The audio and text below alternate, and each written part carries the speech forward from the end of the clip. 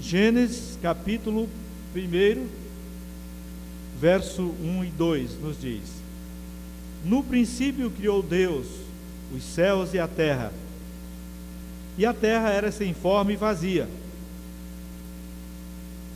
e havia trevas sobre a face do abismo, e o Espírito de Deus se movia sobre a face das águas. Oremos ao nosso Deus.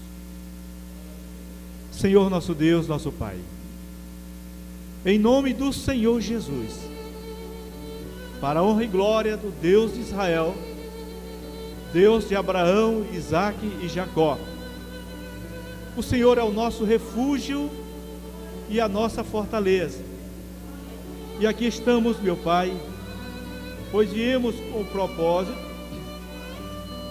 de te louvar, de te exaltar, de buscar a tua face, apresentar nossas vidas, os nossos problemas, as nossas dificuldades, as nossas enfermidades,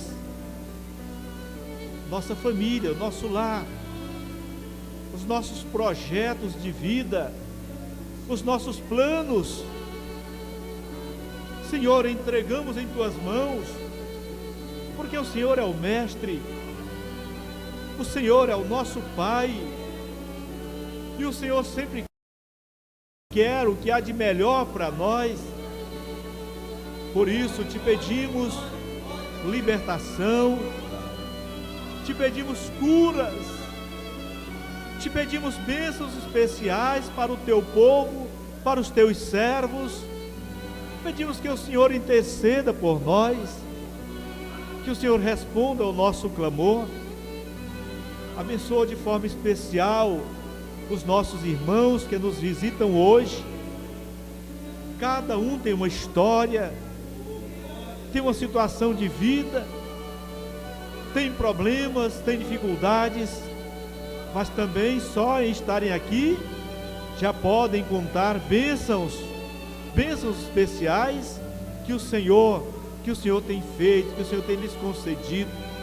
Portanto, Senhor, opera esta noite de forma especial, de maneira especial em cada vida e em cada coração, principalmente nos enchendo do teu Santo Espírito.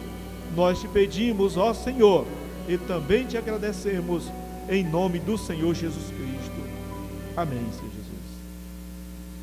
Podemos sentar e vamos meditar sobre a criação, sobre o princípio da criação, a criação dos céus e da terra, o que Deus fez. O que nós vemos hoje não foi feito do que é aparente, O que Deus fez, tudo isso que Ele fez do nada, simplesmente pelo seu poder. E nós sabemos também que existem muitos questionamentos com relação a isso. Pessoas estudadas, a própria ciência, e pessoas que não estudaram, apenas ouviram alguma coisa, ou têm a sua concepção certamente pré-adquirida. A gente não cria as coisas assim, né? Às vezes a pessoa diz assim, eu inventei isso, eu criei isso, mas na verdade ele sempre viu algo parecido, ele sempre viu alguma coisa parecida, ele sempre copia alguma coisa de algum lugar. Se formos investigar, sempre vamos encontrar uma matriz de quem houve a inspiração. Então, a ciência é assim. Nós vemos homens inspirados certamente por aquilo que viram nas Escrituras, quando diz o Senhor, que o Senhor no princípio criou Deus os céus e a terra. Então o homem forma tem as suas conjecturas, as suas ideias, os seus pensamentos e a sua linha de pesquisa, e vão em busca de dados, e encontram dados que satisfazem o seu ego, né? o seu conhecimento, a sua linha de pensamento, e ali formulam teses e começam a defender. Então homens unem-se com outros homens e chegam a um ponto comum, dizendo: isso foi feito dessa forma. Dentre elas, nós vemos na ciência sempre falando da evolução e não na criação. Enquanto a Bíblia Sagrada nos fala da criação de Deus, a ciência nos fala em evolução, onde tudo aconteceu de uma explosão, e tudo se ordenou, e chegou a esse ponto perfeito que nós vemos, esse céu e essa terra, seus luminares no lugar certo, a terra com seus vegetais de forma apropriada para o homem, e o homem também que se autossustenta através da natureza. Então tudo isso é uma perfeição, ele encontra tudo pronto, e então eles afirmam: isso foi uma evolução, e o homem veio de um determinado ser, né? Então tem toda uma história, uma tese desenvolvida, e defendem. Enquanto isso, a Bíblia e os cristãos, eles dizem: eu creio, eu acredito na criação de Deus.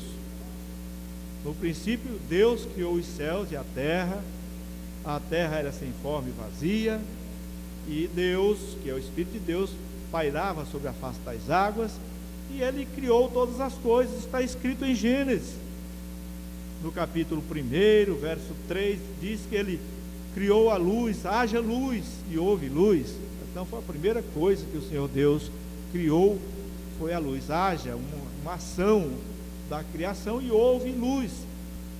E depois no verso 6 nos mostra ali a expansão dos céus, haja expansão no meio das águas, haja separação entre as águas e águas, e assim foi a cada dia da semana, né, criando alguma coisa, de forma que no verso 9 diz assim: ajuntem-se as águas debaixo do céu num lugar, e apareça a porção seca.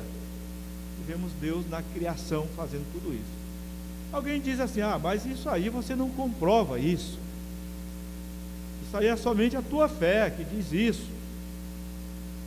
Faz com que você defenda que foi uma criação. Nós, porém, temos dados científicos que comprovam isso, que comprovam que foi uma evolução. Mas se formos analisar também, para acreditar na evolução, é preciso muita fé. Mais fé ainda do que acreditar na criação de Deus. Porque dizer que tudo isso aconteceu de uma explosão, ou veio acontecendo do nada e chegar a um estágio tão perfeito como se vê hoje, é preciso muita fé no nada, né? É algo que não existe. É preciso muita fé também. As duas coisas convergem para a fé, só que uma converge para a fé em Deus, Criador de todas as coisas, um poder supremo, em um lugar que o homem não descreve, em uma dimensão que o homem não consegue adentrar, mas ele está lá. Enquanto isso, a outra parte diz: eu acredito que aconteceu de uma explosão e tudo foi evoluindo, foi acontecendo do nada e chegou a esse estágio. Eu pergunto: qual é o mais fácil de se acreditar? Desde os primórdios, os homens sempre acreditaram em um Deus que fez tudo isso. Agora, a tendência é que a ciência vai se desenvolvendo, os homens vão se distanciando cada vez mais de Deus, e eles vão então endurecendo seus corações, e perdendo a fé em Deus e acreditando em qualquer outra coisa, menos em Deus. Então nós vemos que na criação ele descreve muito bem.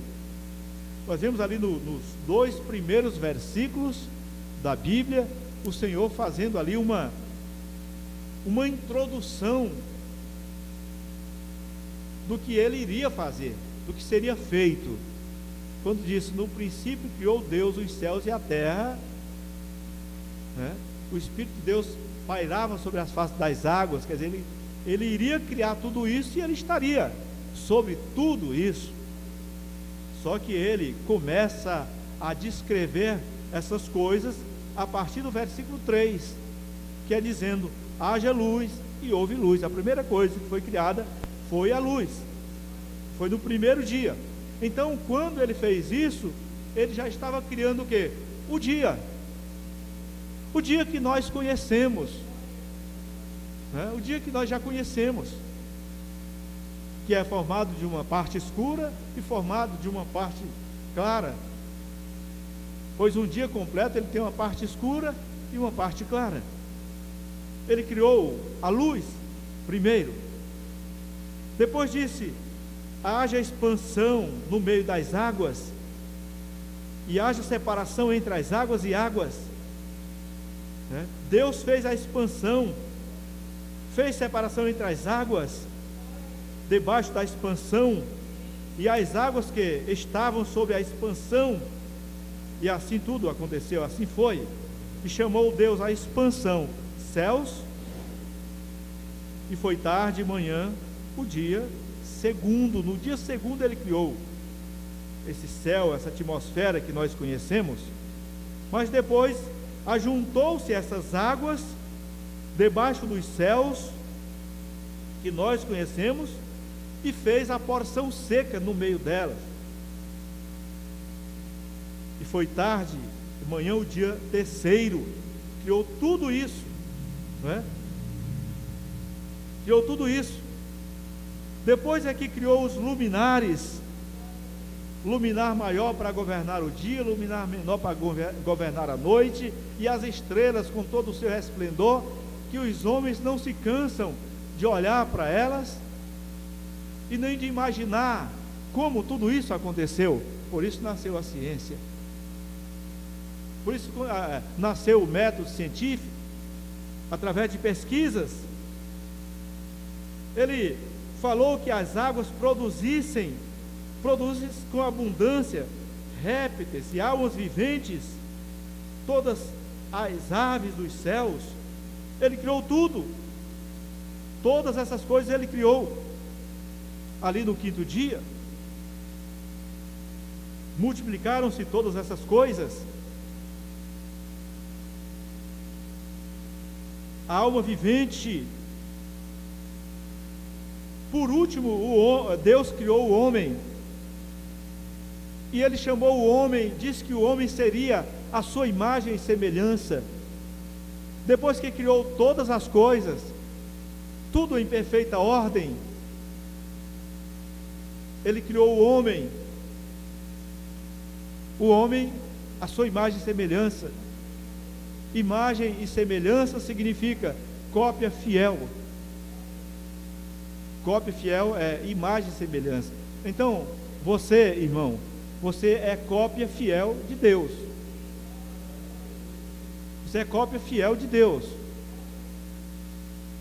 Até nós podemos ver, quando ele diz isso, que o homem foi feito à sua imagem e semelhança, podemos ver isso também de forma profética, porque seria a forma que o Senhor Deus se faria carne para habitar nessa terra.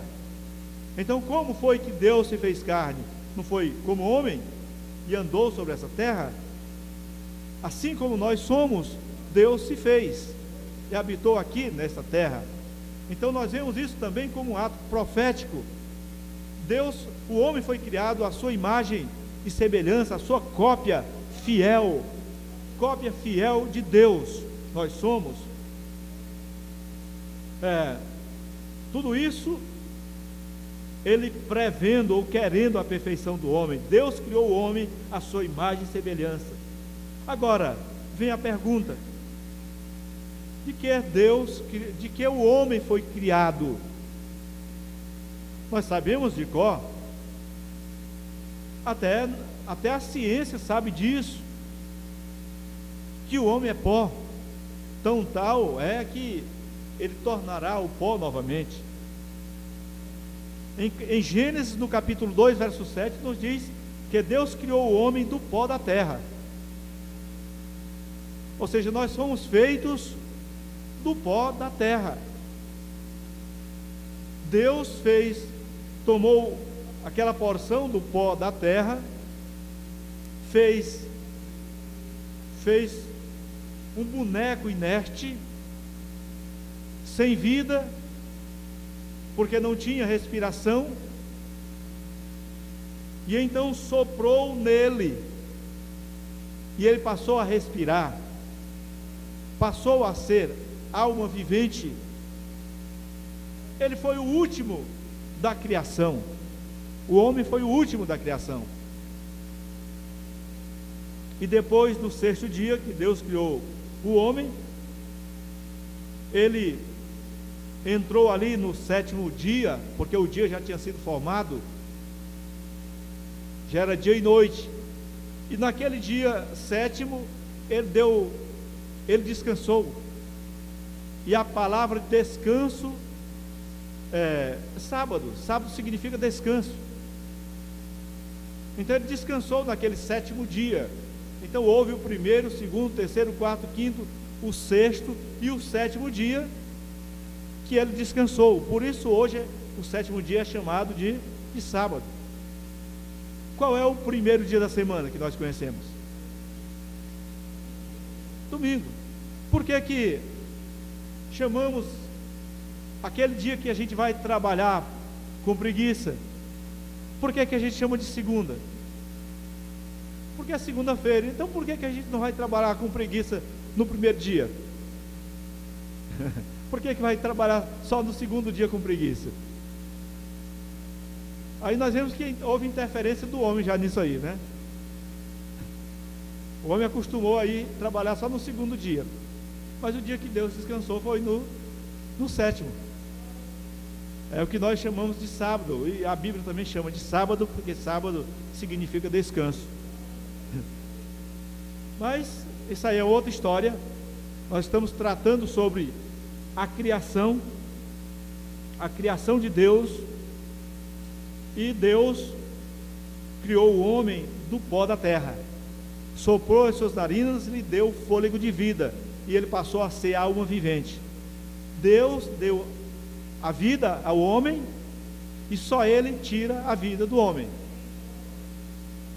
O homem pode até mesmo não ter, o homem até pode proporcionar, ou a nação, os governos podem também proporcionar qualidade de vida para o homem, como também o homem por si mesmo pode ter uma boa qualidade de vida e pode não ter uma boa qualidade de vida, dependendo das suas ações, da sua organização do dia a dia, dos seus projetos de vida, porque tudo que fizermos aqui, nós colhemos também. Se semeamos arroz, colhemos arroz. Se semeamos feijão, colhemos feijão. Se semeamos coisas boas, vamos colher coisas boas também. Então é razoável semearmos coisas boas para colhermos coisas boas, e jamais semearmos coisas ruins para colhermos coisas ruins, coisas negativas, e termos qualidade de vida. Qualidade de vida nos dá bons sono, dormimos em paz, temos família em paz, temos uma vida tranquila, porque temos qualidade de vida. Então, como já falei, ali no princípio Deus fez uma introdução da criação, de como Ele criaria tudo ali em 6 dias, e no sétimo descansando. Nós vemos em Gênesis no capítulo 2, do verso 4 até o verso 15, Nós vemos ali detalhando como Deus criou o jardim do Éden, como Ele criou ali o jardim, como Ele criou os vegetais, como foi que Ele criou tudo aquilo ali. Mostra até dizendo que Deus plantou o Senhor Deus um jardim no Éden, da banda do Oriente. E então ele mostra que o detalhe da criação, ali na palavra, nós vemos que ele disse: haja os vegetais, haja tudo isso. Quer dizer, ele falou em sua palavra e aquilo acontecia. Mas aqui já nos mostra o detalhe, que ele foi quem criou esse jardim, foi ele que criou esse arvoredo. Tudo isso provém de Deus, as aves, ou as árvores, tudo, inclusive os rios também. Nós vemos aqui nesse mesmo capítulo, ele mostrando a criação dos rios, e mostra o nome de alguns rios, né? Você pode ler, você vai ver, você vai observar algumas terras e alguns rios que vinham ali regando a terra, e os homens precisam dessas águas realmente na terra, para darem continuidade o seu trabalho como cuidadores desse jardim na terra. Então veja que Deus fez o homem para que ele se ocupasse, para que ele desse continuidade, para que ele trabalhasse e vivesse bem, vivesse feliz, que ele se alimentasse, que ele se autossustentasse, porque Deus deu todo o recurso para que ele vivesse. A gente precisa lançar mão disso,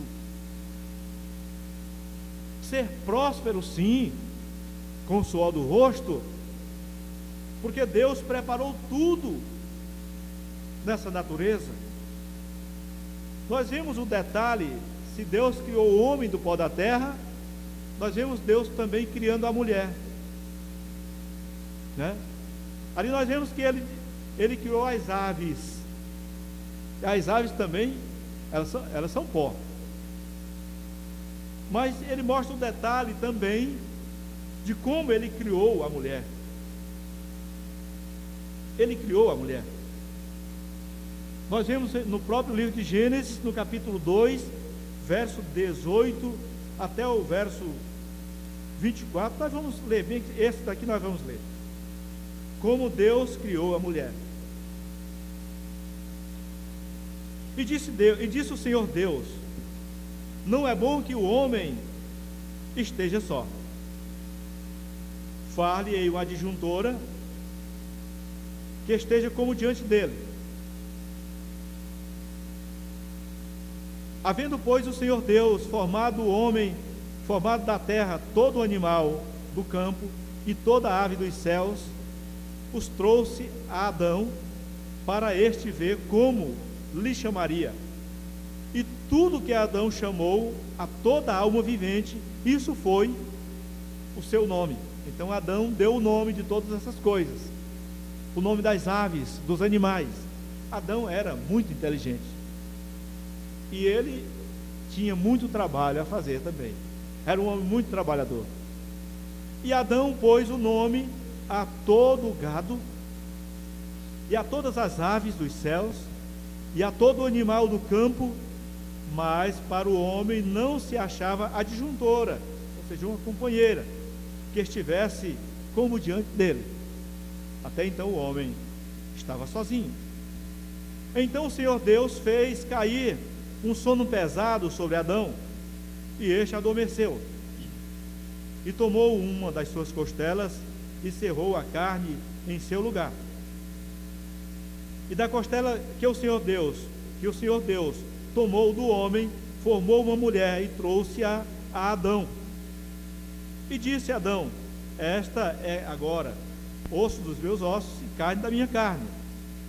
Esta será chamada varoa, porquanto do varão foi tomada. Portanto, deixará o varão seu pai e a sua mãe, e apegar-se à sua mulher, e serão ambos uma só carne. Então, algumas pessoas têm até vergonha de falar isso.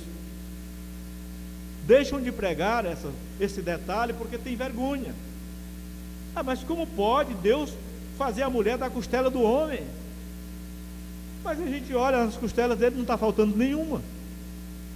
A ciência diz: eu olho, nós pesquisamos, nós não encontramos a falta de nenhuma costela. Então Deus não tirou o homem, a mulher da costela do homem, porque nós não encontramos a falta de nenhuma costela, né? Esses são os embates que existem entre ciência e a Bíblia, e eu prefiro ficar com a Bíblia. Se ele dissesse assim, mesmo para os cristãos, os crentes, que às vezes não acreditam que Deus tirou a mulher da costela do homem, então se ele dissesse que tinha também apanhado ali a terra, o pó da terra, e tinha feito também a mulher, bom, pegou o pó da terra e fez o homem, está aqui o homem, agora pegou mais uma porção da terra, fez a mulher, está aqui. Então eles acreditariam. Mas como está escrito que Deus fez o homem do pó da terra e depois fez da sua costela a mulher, então diz: não, isso aí é machismo, não pode ser assim. Mas é assim que está escrito, é assim, não importa como Deus fez, o que Ele fez foi perfeito. Se Ele fez assim, se Ele diz assim, eu creio, e devemos crer que foi assim. Tão tal que vemos diferença entre homem e mulher. Geneticamente, vemos a diferença, a própria ciência mostra a diferença. Homens e mulheres são diferentes. Comportamento diferente. Se alguém se comportar de forma diferente, é apenas um teatro, é apenas uma encenação. Se o homem se traja ou se comporta como mulher, ele está com a máscara, ele está fazendo um teatro, não é a sua realidade, ele sabe disso. A genética mostra isso. Se a mulher faz também a mesma coisa, se traja como homem, se comporta como homem, é também uma máscara, e ela sabe disso. É muito tendenciosa a ter uma depressão, ter enfermidades, porque vive uma fantasia. Enquanto a mulher no seu ventre gera filhos, o homem não tem a menor possibilidade. Não tem a menor possibilidade. E assim vemos alguns detalhes. Então, ela foi feita da costela do homem, e o Senhor Deus tem propósito nisso. Os dois andem juntos, todos são importantes. O homem não pode jamais maltratar o seu corpo, a sua costela, jamais. Ele precisa cuidar dela, e ela precisa também cuidar, ter a sua parte, cuidar dele. Mas estamos falando aqui do detalhe da criação. Então Deus criou a mulher, criou o homem. Agora, só que o homem com o tempo, foi se desviando, foi se afastando dessa realidade, foi cometendo pecados, foi cometendo transgressões, desobediência a Deus, foi pecando, foi se distanciando de Deus. Deus é amor, e Ele quer o bem do homem, e o homem, reconhecendo que é um pecador, ele não pode permanecer no pecado. Em Romanos, no capítulo 6, verso 12 e 13, o Senhor nos diz: não reine o pecado em vosso corpo mortal. Não reine o pecado em vosso corpo mortal. Não reine, portanto, o pecado em vosso corpo mortal, para lhe obedecerdes em suas concupiscências. Nem tampouco acrediteis ou apresenteis os vossos membros ao pecado por instrumentos de iniquidade, mas apresentai-vos a Deus como filhos como vivos dentre mortos, e os vossos membros a Deus como instrumentos de justiça. Então Deus fez Adão inteligente, capacitado, trabalhador. Os homens também, porque o homem é cópia fiel de Deus. Como o homem se distanciou, Deus aconselha para que ele não se distancie, e aconselha dizendo: olhe, não apresentem os vossos corpos, os vossos membros para o pecado. Não reine o pecado em vossas vidas. Não apresentem os seus corpos para o pecado, para a transgressão. Você está no controle dessa parte. Você é inteligente, você está no controle dessa parte, para cuidar desta casa que é você. Nós somos casa de Deus, morada de Deus. Agora, você tem a chave dessa casa, bem aí, dessa porta dessa casa. Você cuida dessa casa. Eu tenho que cuidar desta casa aqui. Você cuida dessa casa que é o seu corpo. Cuide dela. Não apresente o seu corpo ao pecado, à transgressão, à desobediência, seja por comida, seja por bebida, seja por prostituição, seja por pensamentos iníquos e atitudes iníquas. Porque isso é pecado, isso distancia o homem de Deus. Essa é a recomendação do Senhor. Não se apresentem para fazer isso. Alguém diz: mas Deus é amor, Deus perdoa, Deus é misericordioso. Sim, Deus é amor, mas também Ele é justiça.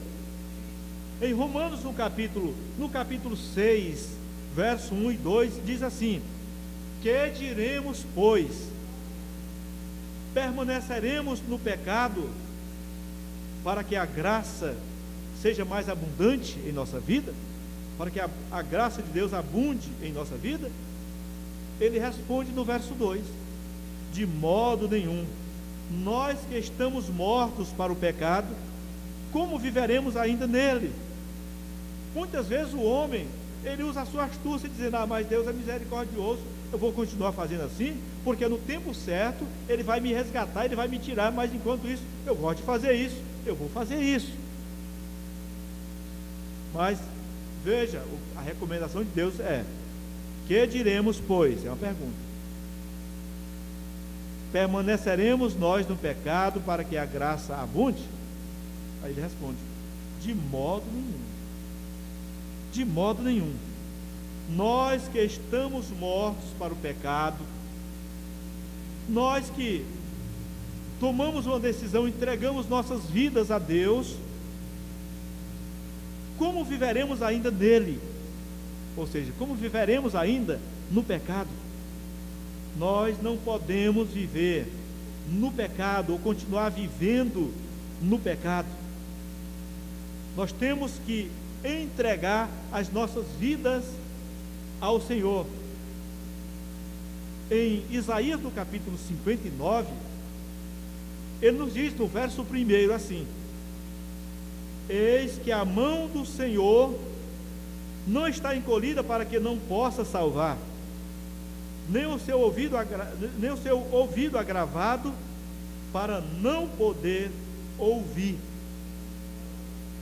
Então, se há arrependimento, se há decisão na sua vida, o Senhor está ouvindo, o Senhor está pronto a atender ao coração verdadeiramente arrependido. Por quê? Porque as vossas iniquidades fazem divisão entre nós, entre vós e o vosso Deus, e os vossos pecados encobrem o seu rosto de vós, para que vos não ouça. Quer dizer, quando pedimos e não somos atendidos, é porque há problema da nossa parte, porque da parte de Deus não há problema. O que distancia o homem de Deus é o pecado, e o pecado é cometido pelo homem, por causa das suas consciências, os seus desejos carnais. Então ele vai se distanciando, chega um momento que ele se torna insensível para Deus, para as coisas de Deus. E nós sabemos que quando o homem fica insensível, quando não sente mais nada no seu corpo, é porque ele está morto. O irmão deu ontem um exemplo acerca disso, muito bom. Diz que uma árvore cortada, de uma árvore é cortado um galho. Aquele galho cai no chão, mas ele continua verde por algum tempo.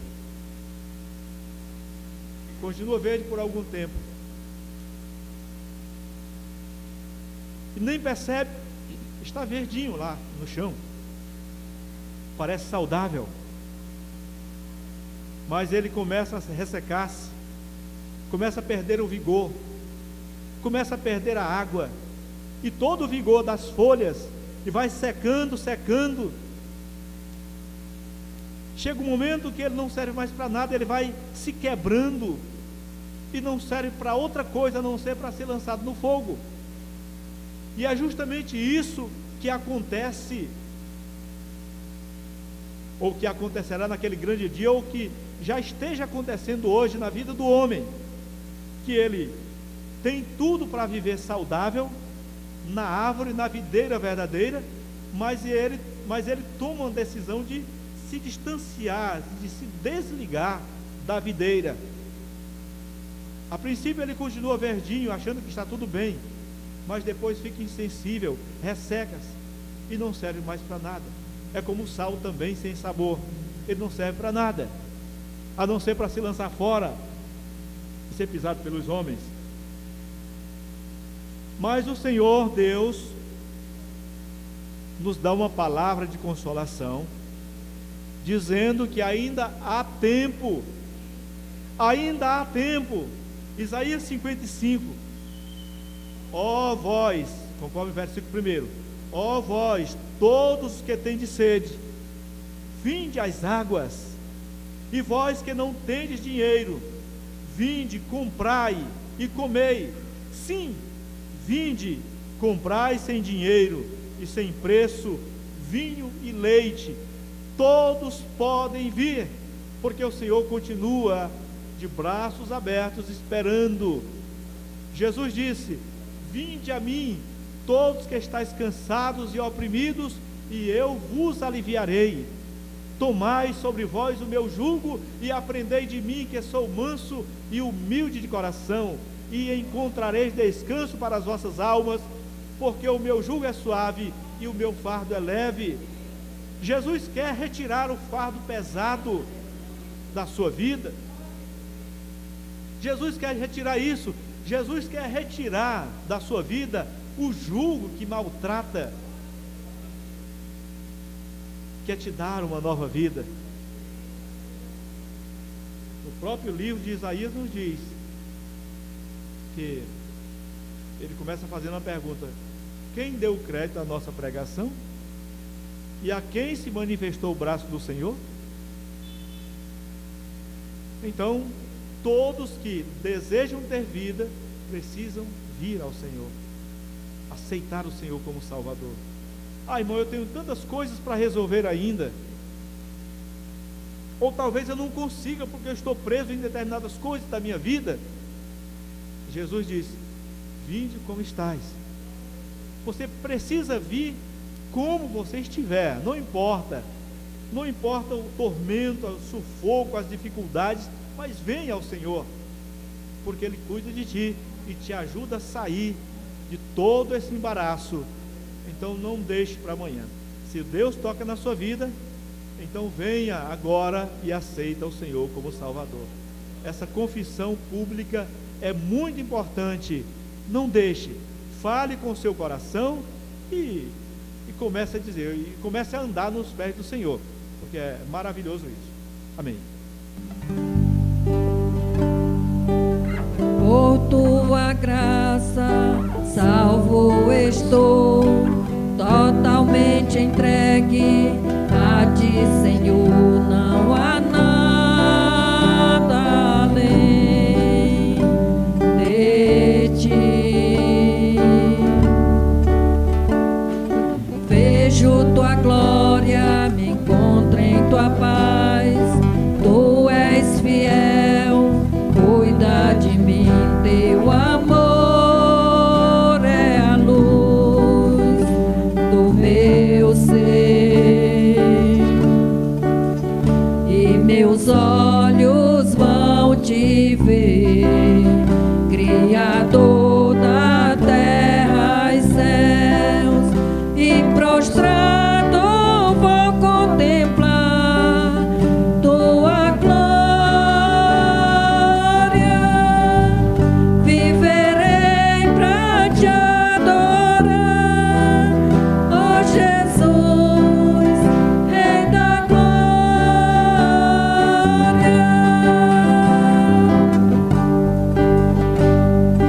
Por tua graça, salvo estou, totalmente entregue a ti, Senhor. Não há nada além de ti.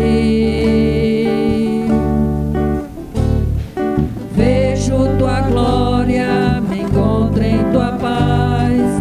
Tu és fiel, cuida de mim, teu amor é a luz do meu ser, e meus olhos vão te ver, Criador da terra e céus, e prostrado vou contemplar tua glória. Viverei pra te adorar, ó Jesus, Rei da glória.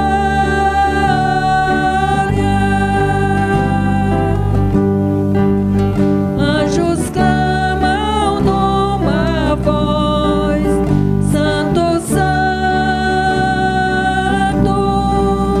para aquele que há de vir. Cantarei, aleluia.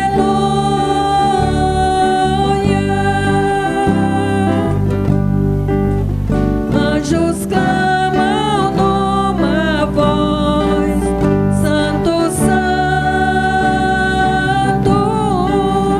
para aquele que há de vir. Cantarei, aleluia.